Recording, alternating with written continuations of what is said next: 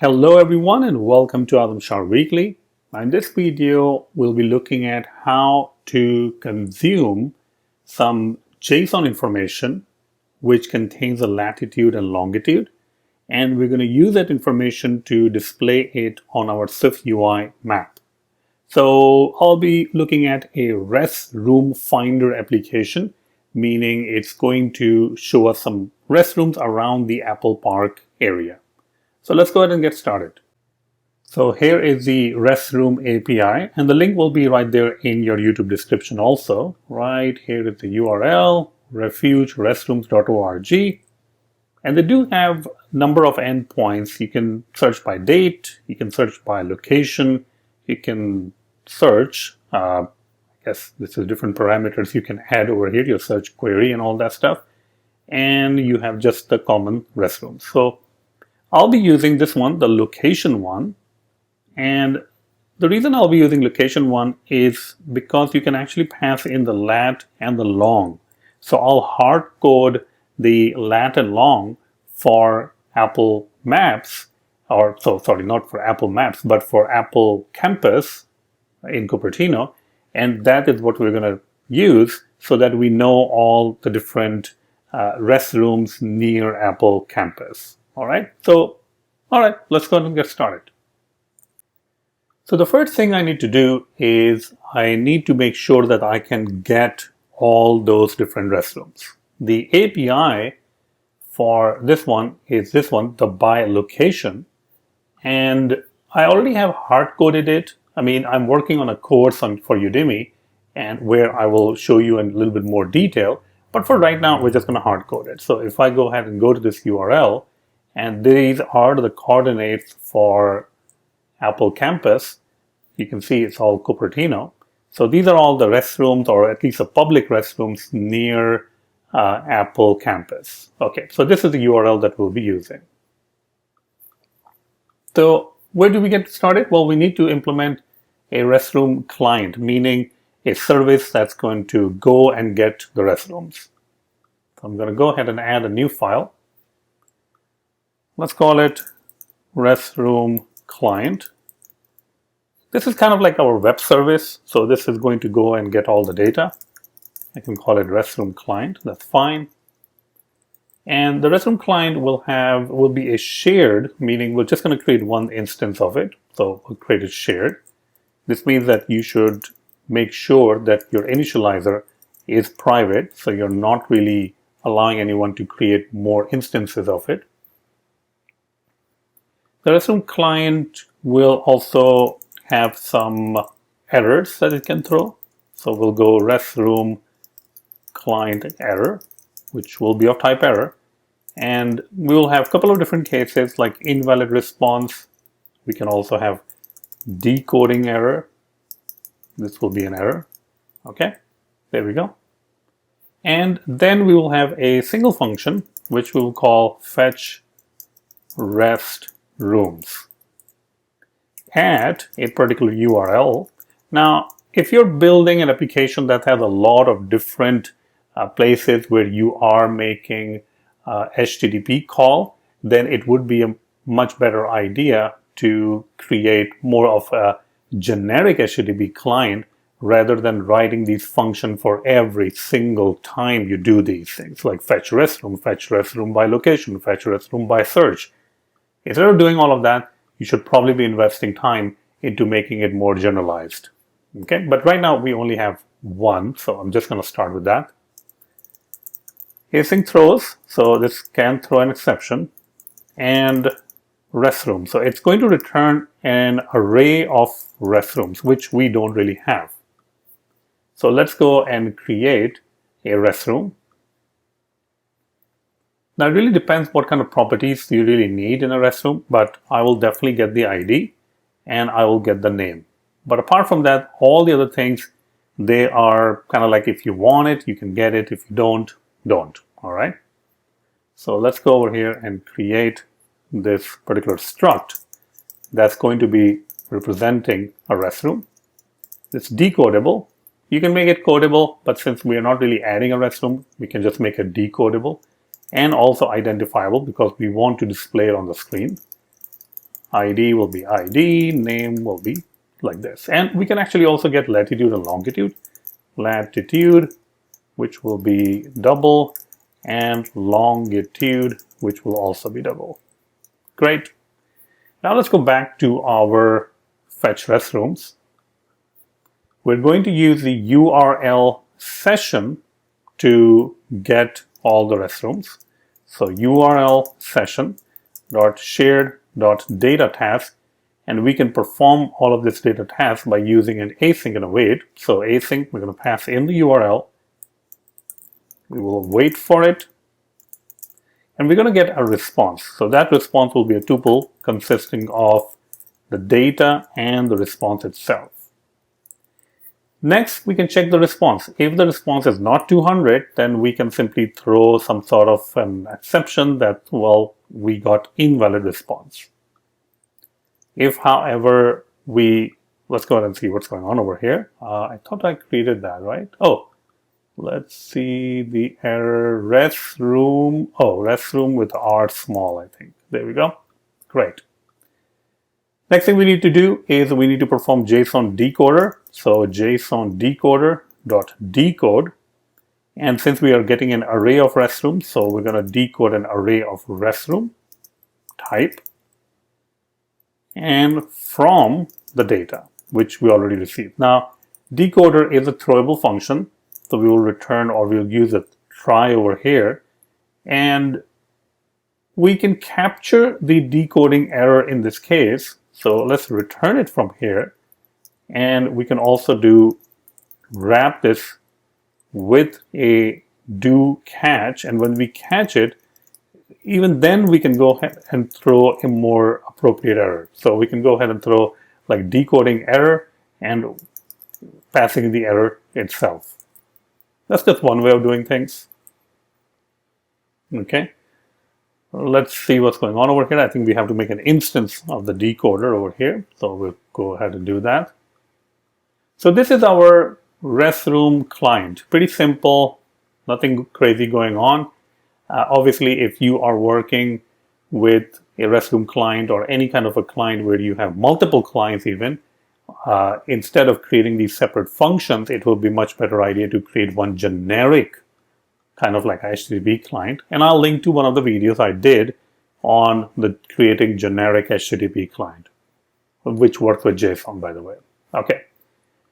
Going back to our content view, let's see our canvas. How does it look like?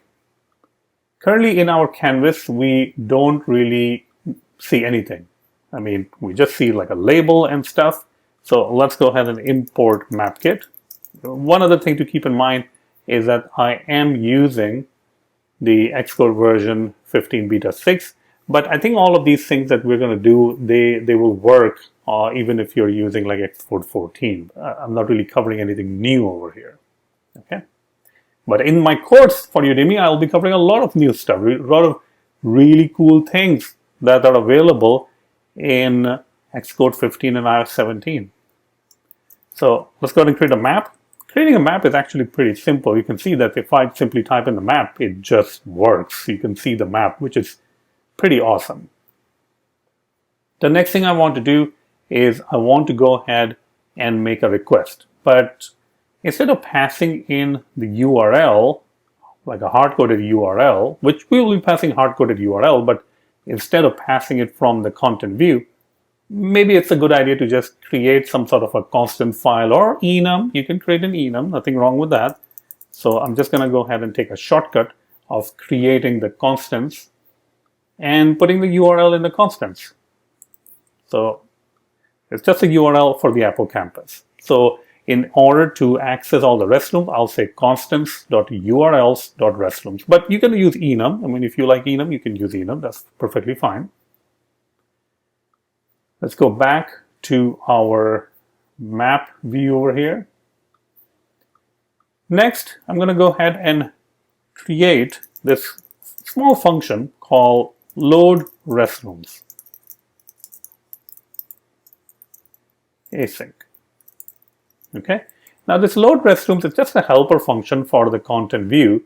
It is going to be calling the actual restroom client.shared.fetch restrooms at, and then we can simply pass in the constants. So constant.url.restrooms. All right. And this is a throwable function. So this means it will do something over here. So we can go ahead and wrap this. And it's a await is an async function. And when we get an error, well, right now we can simply go ahead and display it on the console. But if you don't really find any restrooms at this point, you should probably, show some sort of a message on the screen that, no restrooms were found or something like that. Where do we put all the restrooms? Well, since the restrooms are currently only needed in this content view, we can just put it in a private state. So once all of this stuff is returned, we can go ahead and assign it. Nice and simple. All right. Now, in the map over here, for the task, we can fire await, and we can say load restrooms. Now, you might be saying that, okay, hold on, why can't I just use onAppear? Well, onAppear is, first of all, it's not really an async context. That's the first thing. And the second thing is that the good thing about this task modifier is that if it is making a request and the view just goes away for some reason, then the task will be canceled. So that's a good thing about that. All right. Okay, so task modifier is fired whenever the map component actually loads, and this is going to fire. Now we can actually start using some of the features of the map. So we can go ahead and run a for each loop for all the restrooms. And once we get a restroom, we'll just go through one of the restrooms and we'll create a marker with the title and the coordinate. So what will be the title of that thing? So when we're looking on the marker, what should the marker say? So probably the name of the restroom. So restroom.name, which is what we're getting it right over here. So you can see the restroom names are right there. Kaiser Hospital, Santa Clara. And what will be the coordinate?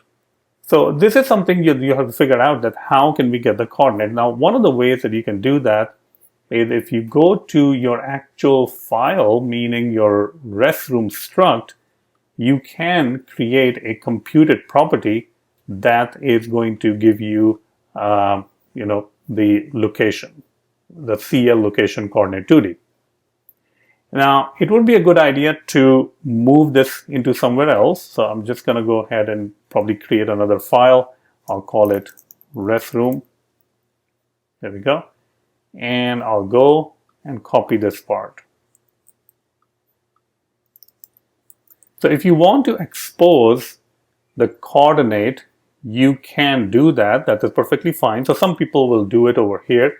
I guess that would be like, if I want to do it, I can do something like this. Let's go ahead and there we go. And if I try to build it, the problem is that the CL location coordinate 2D is available in the map kit. So this means that I can go ahead and import map kit. Now, it's fine if you want to do that. Sometimes it's, obviously not a good idea to import MapKit into your model files, even though it is transforming it. This will be one of those cases where you can use it if you think that you'll be using the restroom model in many different multiple locations. So that is one way of doing things. I can show it to you how this works.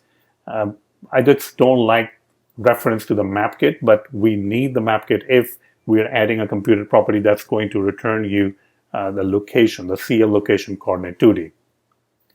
Now, if I go back over here to my content view, I can actually pass in the coordinate now, which is a computed property on the restroom itself. There we go. All right.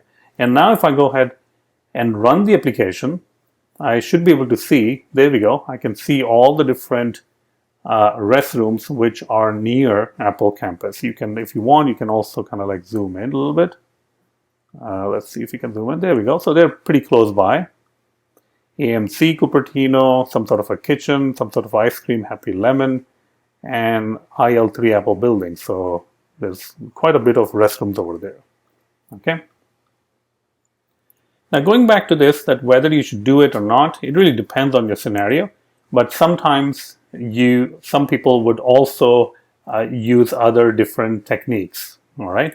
Now those techniques can be like if they're getting the restroom, they'll add a property in their view, which is basically a view model, that is going to return the coordinate. So I can give you an example over here. So in this case, it will be more of a function rather than a property, right? So get coordinate, and passing in over here kind of like a restroom, coordinate, I think the spelling, we should get it right. So you'll pass in a restroom over here, which will be a restroom. And this is going to return your CL location coordinate 2D. And then we can do kind of like the same thing. We can use CL location coordinate 2D and pass in the restroom dot latitude and restroom dot longitude. Okay. And now instead of using this part, we can call get coordinate and passing in the restroom. So sometimes people will do that because they'll say, okay, I don't really want to put the coordinate property into my model because then I have to reference to the map kit inside my model, inside the DTO. This is basically a DTO, the data transfer object. And I want to make it like clean, and that's fine. I don't particularly see any problem with any of these approaches. Both are perfectly fine approaches. It really depends on your taste. If you want to put it right over here, and you think that this is going to be used only with reference to the content view, or if you want to put it on the model itself, the coordinate property, so that it can be used in other places. Maybe in other places you want to display something else or to relate it to the coordinate based on the restroom. So just different way of doing the same thing. I'm going to revert back because I like the simplicity of this. I can simply go ahead and say coordinate, and that will work. So there you have it. Creating an application, a restroom finder, which is currently using hard-coded URLs. I mean, hard-coded, the latitude and longitude, but it finds all the different restrooms based on this service, which is Refuge Restrooms, and it simply displays all of this stuff. All right. I'm going to go ahead and also comment on this just so that you know that some people like to do that also. All right. And there you have it. We have created a restroom app which fetches the information from a JSON API, and then it displays it on the map. Hey, if you like this video, then go ahead, give it a thumbs up, share the video also. And if you like to support my channel, then check out the YouTube description. There are a lot of courses on Udemy that I host. I'm actually creating this course also. It's a much detailed course, creating the Near Me app and the Restroom Finder app. So it's a much more detailed app with iOS 17. So that course will be coming out soon. But meanwhile, go to my Udemy channel. The link is right there in the description, and check out my courses. That is how you can support me. All right. Thank you so much and have a great day.